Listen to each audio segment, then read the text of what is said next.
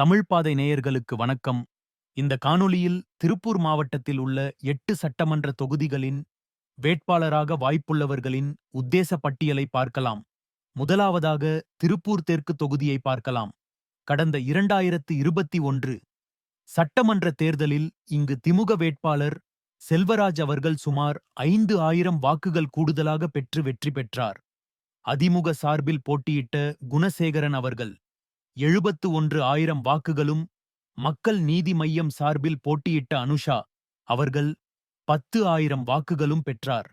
நாம் தமிழர் சார்பில் போட்டியிட்ட சண்முக சுந்தரம் அவர்கள் 13,000 வாக்குகளும் பெற்றார்.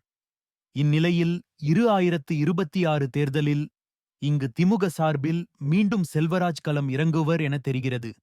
அதிமுக பாஜக கூட்டணியில் அதிமுக சார்பில் அருணாச்சலம் அவர்கள் அல்லது பாஜக சார்பில் முருகானந்தம் அவர்கள் போட்டியிட வாய்ப்புள்ளதாக தெரிகிறது. நாம் தமிழரும் இங்கு கணிசமான வாக்கு வங்கி வைத்துள்ளது. திருப்பூர் வடக்கு திருப்பூர் வடக்கு தொகுதியை பார்க்கலாம். கடந்த 2021 சட்டமன்ற தேர்தலில் இங்கு அதிமுக வேட்பாளர் விஜயகுமார் அவர்கள் சுமார் 40,000 வாக்குகள் கூடுதலாக பெற்று வெற்றி பெற்றார். இந்திய கம்யூனிஸ்ட் சார்பில் போட்டியிட்ட ரவி அவர்கள் 73,000 வாக்குகளும், நாம் தமிழர் சார்பில் போட்டியிட்ட ஈஸ்வரன் அவர்கள் 23,000 வாக்குகளும், மக்கள் நீதி மய்யம் சார்பில் போட்டியிட்ட சிவபாலன் அவர்கள் 19,000 வாக்குகளும் பெற்றார். இந்நிலையில் 2026 தேர்தலில் இங்கு அதிமுக சார்பில் மீண்டும் விஜயகுமார் களம் இறங்குவர் என தெரிகிறது. திமுக கூட்டணியில் இந்த முறை கம்யூனிஸ்ட் கட்சிக்கு ஒதுக்காமல் திமுக நேரடியாக களம் காண வாய்ப்புள்ளது. திமுக சார்பில் இலா பத்மநாபன் அல்லது கார்த்திகேய சேனாபதி போட்டியிட வாய்ப்புள்ளதாக தெரிகிறது. நாம் தமிழர் இங்கு அபிநயா பிரேம்குமார் என்பவரை 2026 சட்டமன்ற தேர்தல் வேட்பாளராக அறிவித்துள்ளது. அவிநாசி அடுத்து அவிநாசி தொகுதியை பார்க்கலாம். கடந்த 2021 சட்டமன்ற தேர்தலில் இங்கு அதிமுக வேட்பாளர் தனபால் அவர்கள் சுமார் 50,000 வாக்குகள் கூடுதலாக பெற்று வெற்றி பெற்றார். திமுக கூட்டணி சார்பில் போட்டியிட்ட ஆதி தமிழர் பேரவையின் தலைவர் அதியமான் அவர்கள் 66,000 வாக்குகளும், நாம் தமிழர் சார்பில் போட்டியிட்ட ஷோபா அவர்கள் 13,000 வாக்கு, மக்கள் நீதி மய்யம் சார்பில் போட்டியிட்ட வெங்கடேஸ்வரன் அவர்கள் 8,000 வாக்குகளும் பெற்றார். இந்நிலையில் 2026 தேர்தலில் இங்கு திமுக கூட்டணி சார்பில் மீண்டும் அதியமான் களம் இறங்குவர் அல்லது திமுக நேரடியாக களம் இறங்கும் என பல்லடம்.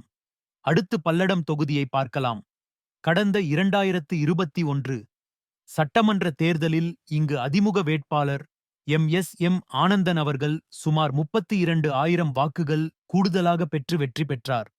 திமுக கூட்டணி சார்பில் போட்டியிட்ட மதிமுகவின் முத்து ரத்தினம் அவர்கள் 94,000 வாக்குகளும், நாம் தமிழர் சார்பில் போட்டியிட்ட சுப்பிரமணியம் அவர்கள் 20,000 வாக்குகளும், மக்கள் நீதி மய்யம் சார்பில் போட்டியிட்ட மயில்சாமி அவர்கள் 10,000 வாக்குகளும் பெற்றார்.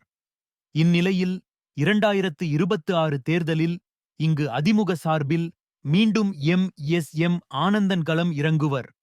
திமுக கூட்டணியில் இந்த முறை மதிமுகவிற்கு ஒதுக்காமல் திமுக நேரடியாக போட்டியிட வாய்ப்புள்ளதாக தெரிகிறது. திமுக சார்பில் வழக்கறிஞர் குமார் களம் காண வாய்ப்புள்ளதாக தெரிகிறது. அதேபோல காங்கேயம் அடுத்து காங்கேயம் தொகுதியை பார்க்கலாம். கடந்த 2021 சட்டமன்ற தேர்தலில் இங்கு திமுக வேட்பாளர் அமைச்சர் சாமிநாதன் அவர்கள் சுமார் 7,000 வாக்குகள் கூடுதலாக பெற்று வெற்றி பெற்றார். அதிமுக சார்பில் போட்டியிட்ட ராமலிங்கம் அவர்கள் 87,000 வாக்குகளும், நாம் தமிழர் சார்பில் போட்டியிட்ட சிவானந்தம் அவர்கள் 11,000 வாக்குகளும் பெற்றார். இந்நிலையில் 2026 தேர்தலில் இங்கு திமுக கூட்டணி சார்பில் மீண்டும் அமைச்சர் சாமிநாதன் களம் இறங்குவர் என தெரிகிறது. அதிமுக பாஜக கூட்டணியில் அதிமுக சார்பில் ராமலிங்கம் அவர்கள் அல்லது என். நட்ராஜ் அவர்கள் அல்லது கூட்டணியில் உள்ள தமிழ் மாநில காங்கிரஸ் சார்பில் விடியல் சேகர் அவர்கள் போட்டியிட வாய்ப்புள்ளதாக தெரிகிறது.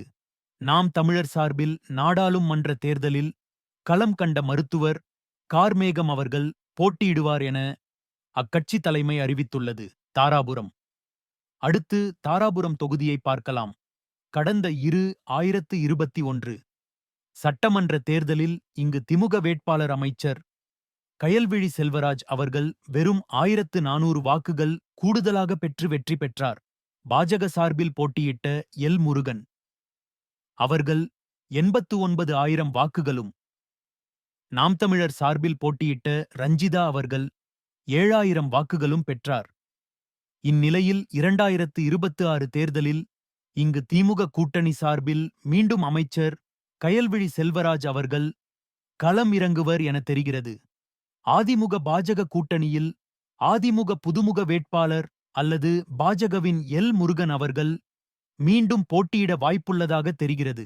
உடுமலைப்பேட்டை. அடுத்து உடுமலைப்பேட்டை தொகுதியை பார்க்கலாம். கடந்த 2021 சட்டமன்ற தேர்தலில் இங்கு அதிமுக வேட்பாளர் உடுமலை ராதாகிருஷ்ணன் அவர்கள் சுமார் 22,000 வாக்குகள் கூடுதலாக பெற்று வெற்றி பெற்றார். காங்கிரஸ் சார்பில் போட்டியிட்ட தென்னரசு அவர்கள் 74,000 வாக்குகளும், நாம் தமிழர் சார்பில் போட்டியிட்ட பாபு அவர்கள் 8,000 வாக்குகளும் பெற்றார். இந்நிலையில் 2026 தேர்தலில் இங்கு அதிமுக கூட்டணி சார்பில் மீண்டும் உடுமலை ராதாகிருஷ்ணன் அவர்கள் களம் இறங்குவர் என தெரிகிறது. திமுக கூட்டணியில் இந்த முறை காங்கிரசுகளுக்கு ஒதுக்காமல் நேரடியாக திமுக களம் இறங்கலாம் என தெரிகிறது. திமுக சார்பில் உள்ளூர் வேட்பாளர்கள் சிலரும் மாவட்ட செயலாளர் இலா. பத்மநாபன் அவர்களும் பட்டியலில் உள்ளதாக தெரிகிறது. மடத்துக்குளம். அடுத்து மடத்துக்குளம் தொகுதியை பார்க்கலாம். கடந்த 2021 சட்டமன்ற தேர்தலில் இங்கு வேட்பாளர் மகேந்திரன் அவர்கள் சுமார் 6,000 வாக்குகள் கூடுதலாக பெற்று வெற்றி பெற்றார். திமுக சார்பில் போட்டியிட்ட ஜெயராமகிருஷ்ணன் அவர்கள் 77,000 வாக்குகளும், நாம் தமிழர் சார்பில் போட்டியிட்ட சனுஜா அவர்கள் 6,000 வாக்குகளும் பெற்றார். இந்நிலையில் 2026 தேர்தலில் இங்கு அதிமுக கூட்டணி சார்பில் மீண்டும் மகேந்திரன் அவர்கள் களம் இறங்குவர் என தெரிகிறது. திமுக கூட்டணியில் இந்த முறை மீண்டும் ஜெயராமகிருஷ்ணன் அவர்கள் போட்டியிடுவார் என தெரிகிறது.